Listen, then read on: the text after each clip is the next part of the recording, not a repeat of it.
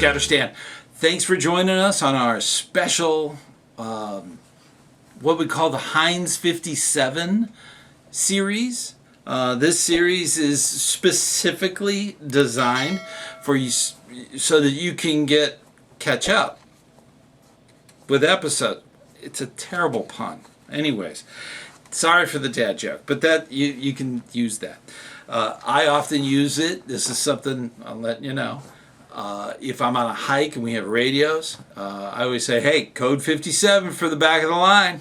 You know, that means you got to catch up, to the front of the line. Anyhow, that's just a little pointer. Today we have the order of the... Oh, wait a minute. There I go.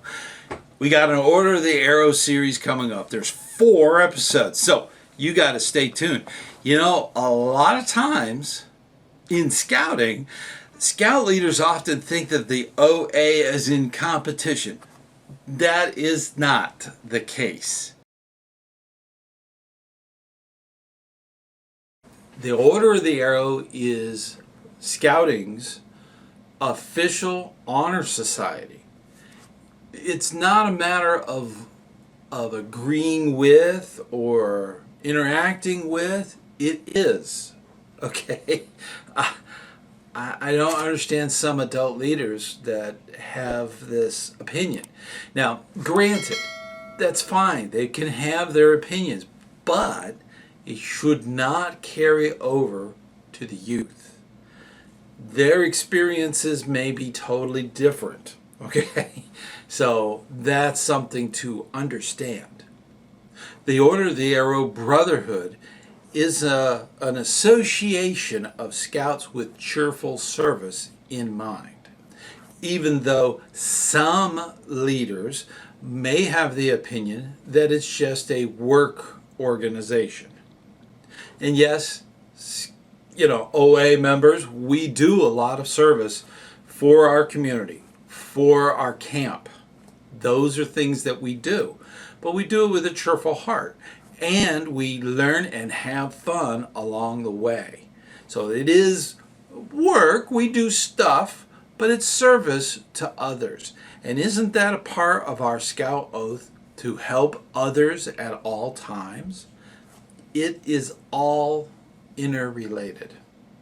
One of the big things that the OA does that a lot of adult leaders do not comprehend or know is that it retains older scouts. Many older scouts, after achieving first class and getting into the Order of the Arrow, they're retained in scouting longer. Because, granted, if they're going to troop meetings and they go to campouts and alike, they're going to quickly get very bored with teaching scout skills over and over. This is an outlet that allows the older scout to interact with other older scouts in an organization of cheerful service. And that's a wonderful thing. And you will be amazed how you will retain in a unit, you will retain your older scouts because they have an outlet. So they have a place they can go and have fun. That's a big thing with the Order of the Arrow.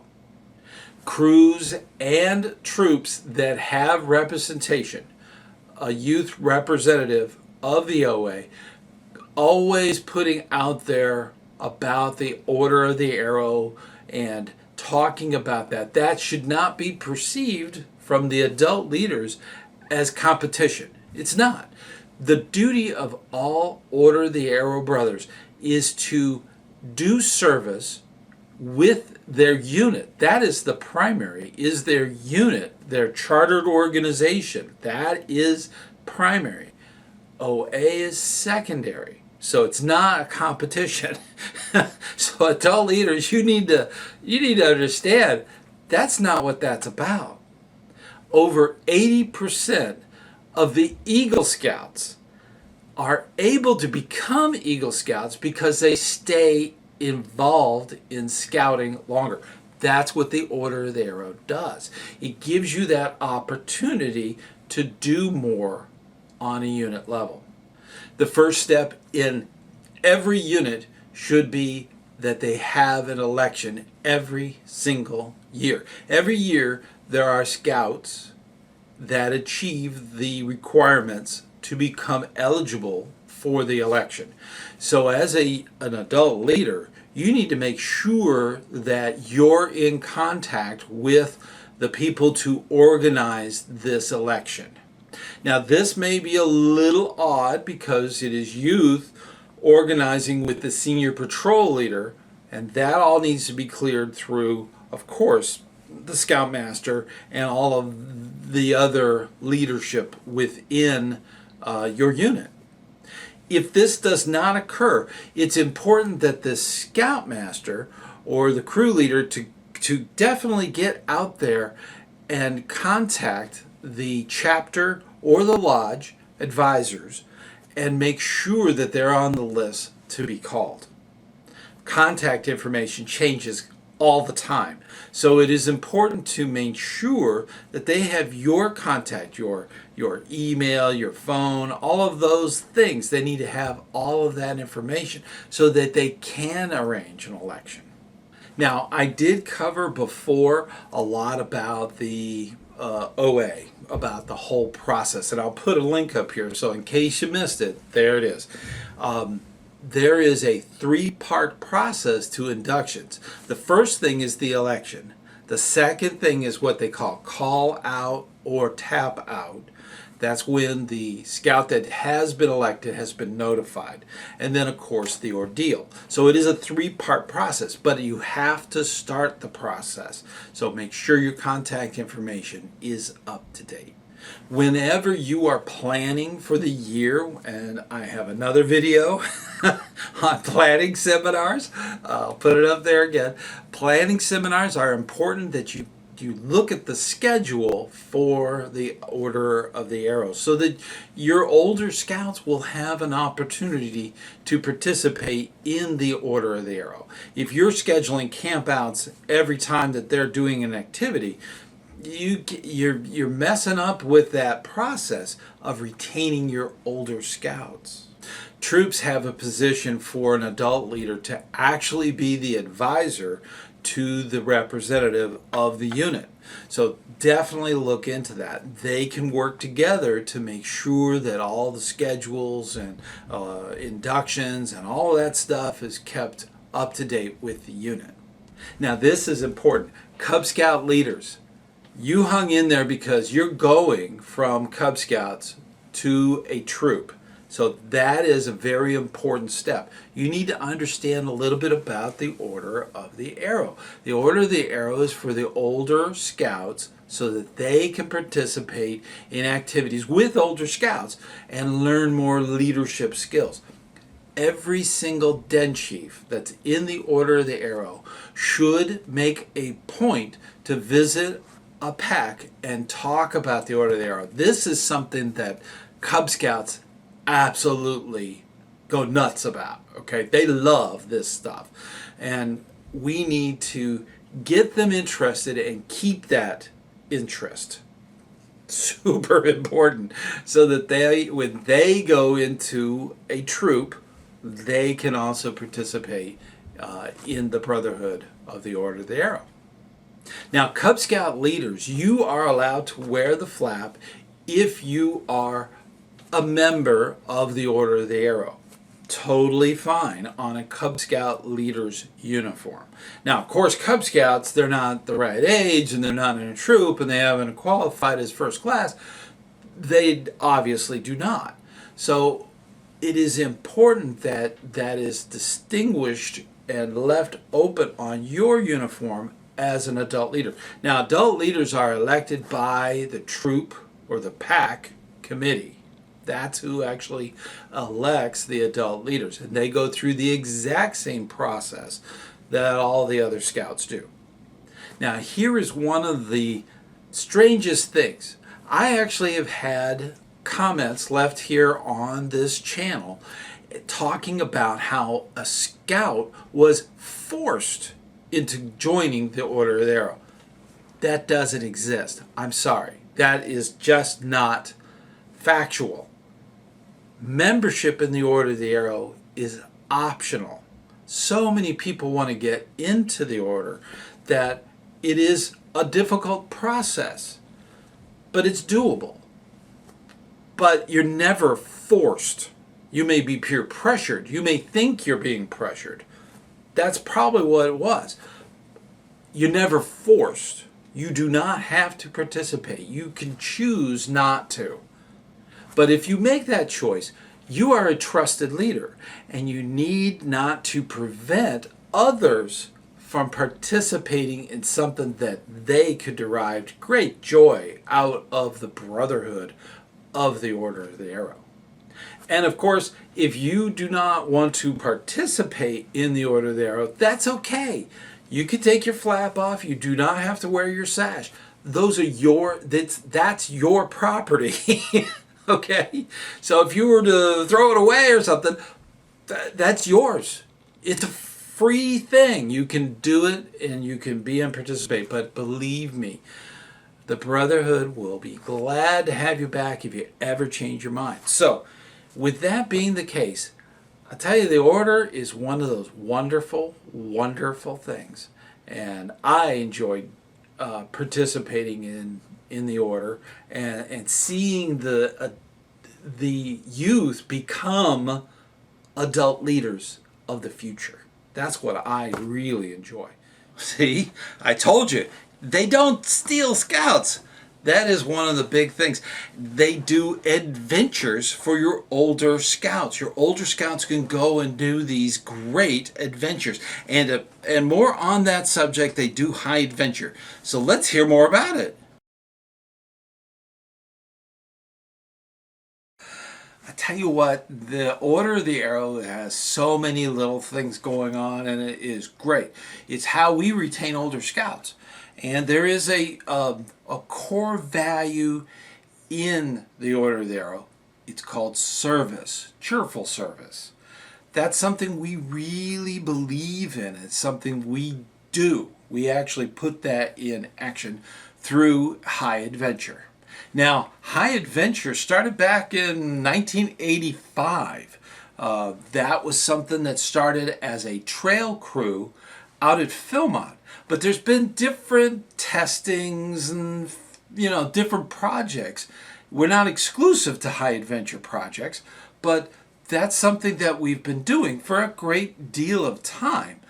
In fact, my son was involved with AeroCorps 5.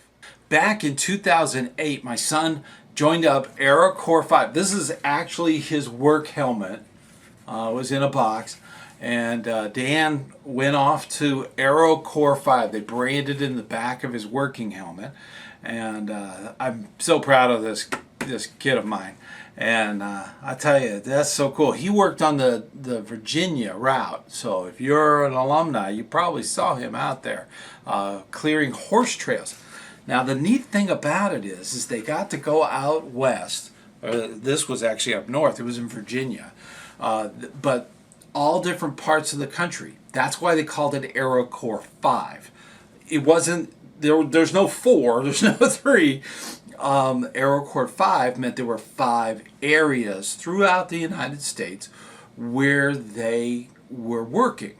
And they did a tremendous amount of work. In fact, they did these all 5 areas from June all the way through August of 2008. They did a wonderful job for the forestry service of the United States.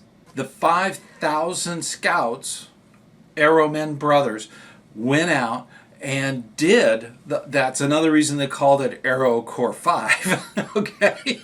So, but 5,000 went out to the 5 different areas to do different jobs, different things that needed to be done for the forest preserve. They did over 280,000 hours of work for the forestry service. Now that turned out at the time to be about $5.6 million worth of work that was voluntarily given by Order of the Arrow Brothers. So there's, high adventure and doing service, cheerful service, is nothing new. It's just been a little bit of evolving. They even did a summit core at one point, and they got that going, and that's still one of the many things going on with high adventure service. Now, here is the core concept. The core concept is that the youth go out, they do service for a period of time. Usually, if it's a 2 week thing, they spend 1 week giving service, and then they spend another week having fun at the place they're at. So high adventure. Now think about it. You can actually go to Philmont and do service, which is meaningful, and get that Philmont experience. That is very important. Now the OA actually has a high adventure areas. There's 5 of them throughout the United States. This kind of remembers or kind of harkens back to the Era Core 5, okay? Because there's 5 areas currently where they have this high adventure option. Most of these options that they have out there are from 16 to 21 actually. That's the age range for most of them. The one exception is the Summit area. That's the one where they can accommodate younger brothers in the order of the arrow. So between 14 and 18 years of age, they can handle that group. Now I'm going to put a link down below, and I want you to go to it. It will show you all of the different areas, and I know it's going to spark your interest as a youth. But leaders, you need to go and see what they're looking at, so that when they start saying, hey, Scoutmaster, I want to go and do this, you'll know what they're talking about.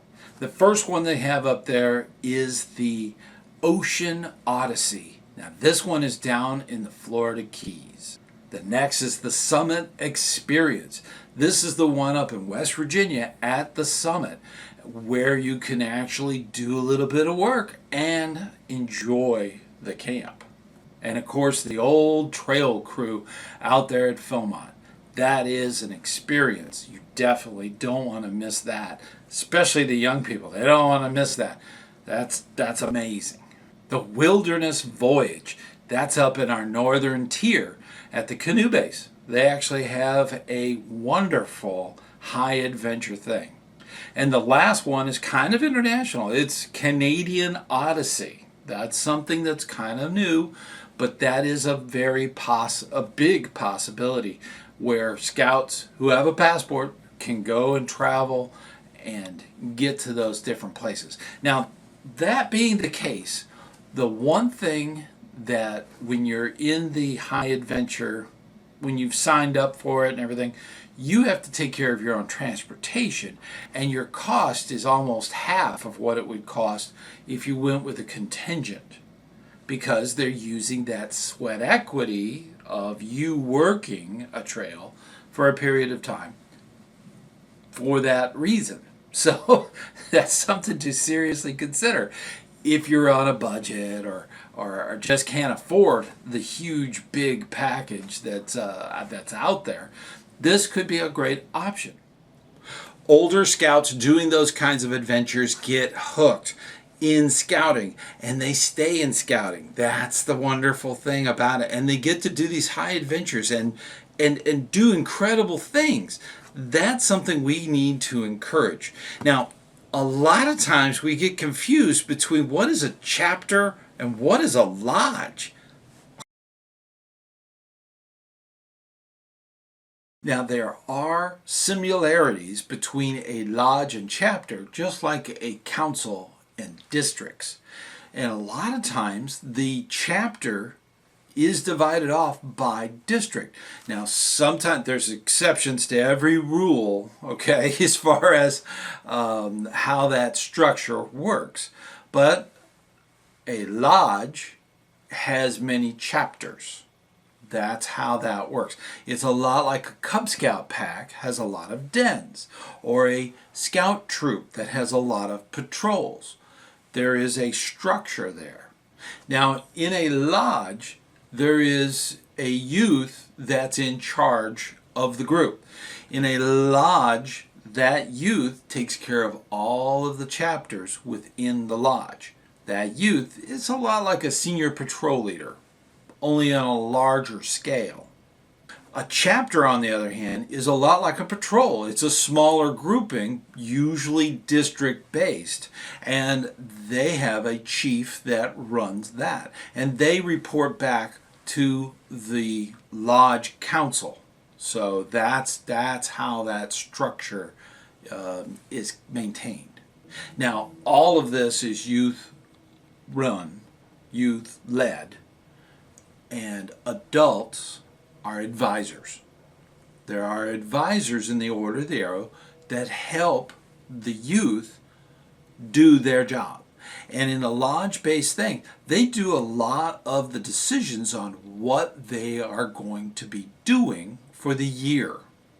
They have to make decisions on all of the different programs and things that they're going to be doing. They also have to maintain all of the records. Whenever they do inductions, they have to make sure they have the name and address of each dues-paying member. So there's a lot of paperwork. When they go and do an event, they have to have all of the paperwork that they would normally be generated.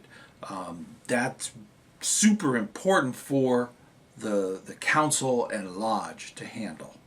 The lodge takes care of any purchasing, any accounting, all of that stuff. They are the core of the management of the lodge. Very important to remember. They also take care of any policies that need to be in place, changed, amended, whatever. So that's something that the lodge does. The lodge will lead a contingent for national and regional events. The lodge actually has representation on the council's committee. So that is very important so that they can keep within any of the guidelines that are with camp. So a lot of them are attached, so they have to stay in tune with that program. They also actively work on lodge awards. This can be a banquet that's done by the lodge where all the chapters get together. That's usually where you have all of the award banquet that goes on. Now, chapters. This is where brothers in the order are more likely to see on an actual basis. Okay, the chapter is the local group that you would be a member of. Every single person that's in the Order of the Arrow belongs to a chapter, which belongs to a lodge. So that's an easy way to think of it. The chapter maintains the induction process. They do the election, they do the training, and they actually do a lot of that induction part. They might even do ceremonies towards that goal of inductions. In fact, I'm going to put a video. I'm going to put it up there. That video will tell you a little more about that.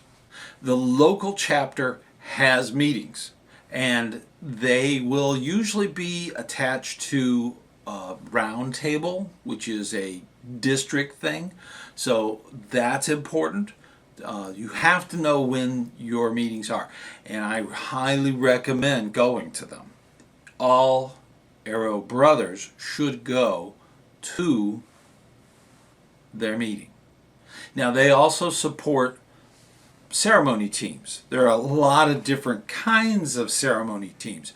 So that's something, if you're interested in that, there's a lot of regalia and a lot of things that need to be done. If you're into that, definitely go to your chapter's meetings and get involved. Now, keep this in mind.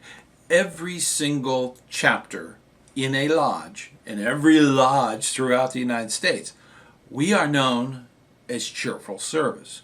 So we, as Arrowmen, need to do cheerful service.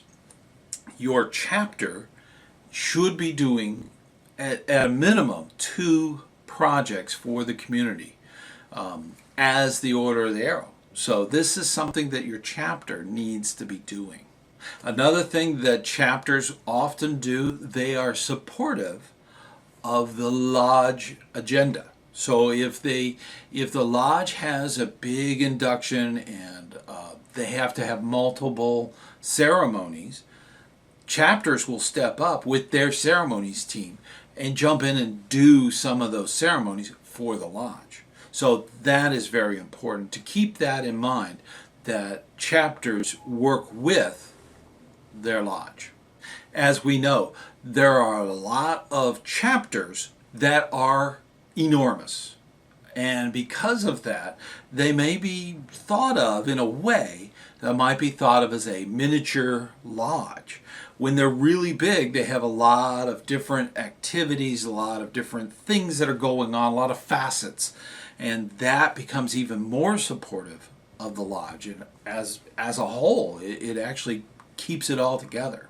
So now that you know a little more about the structure of how all this works, I want you to commit to about a 50% of participation. Only 50%. I'd like 100, but 50%. Let's make that commitment to go to at least 50% of the activities, at least 50% of the meetings.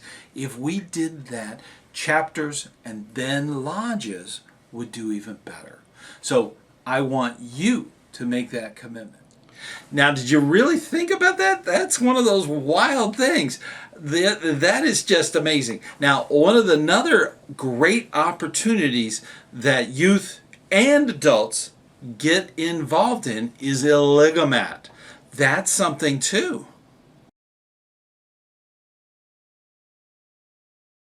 A lot of people have asked me, what is an Elangomat?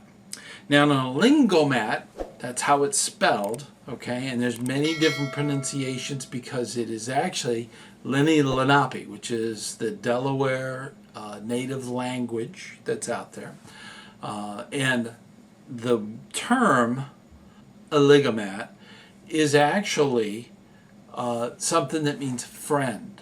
Now, often in OA, especially during the time when they're doing an ordeal, they will break up all of the new elected candidates that are going through their ordeal. They'll break them up into small groups. These are known as clans. These clans are like patrols. They're usually about the patrol size, somewhere between 7 and 8 scouts in those patrols. And one of the chapters that's sponsoring the ordeal will have an Elangomat assigned as the leader of those small clans. Okay, each clan would have an Elangomat. Now, this honored OA person is literally doing the ordeal again. The reason they're doing it is to be the example. Your example is a better teacher of brotherhood, cheerfulness, and service than any spoken words.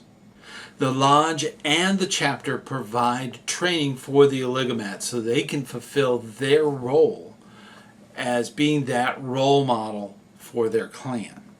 All brothers should look to their chapter leadership to find out more about participating in Elangomat. Youth and adults, male and female, all need to be represented as Elangomats. Each clan is in its own group and they try to match the Elangomat to that group. So keeping that in mind, all the brothers that are going through their ordeal, they have an Elangomat that matches up to their clan. Now keep in mind, different lodges will have different programs for their Elangomat training. And they might even have Elangomat awards or recognition. This is something that a lot of scouts do. In fact, I went through the process of doing the Elangomat for an adult male clan that I was part of, and I went out. This was shortly after I had just gotten the Vigil award, and I went out and I did that particular program. And in our lodge, we present Elangomats a black strip that actually goes underneath the flap pocket. And well, you can see here in the picture, this is to signify that they have gone through that process of learning to be an Elangomat and actually have done the Elangomat duties. Now, I've done it 3 or 4 times, and I really enjoy doing that. And then, of course, keeping up with the clan and making sure that they're working on doing and sealing their membership as a brother. So that's all part of that. Now, isn't that amazing? I just find that fascinating. So keep joining us for the Heinz 57, and I will see you on the trail.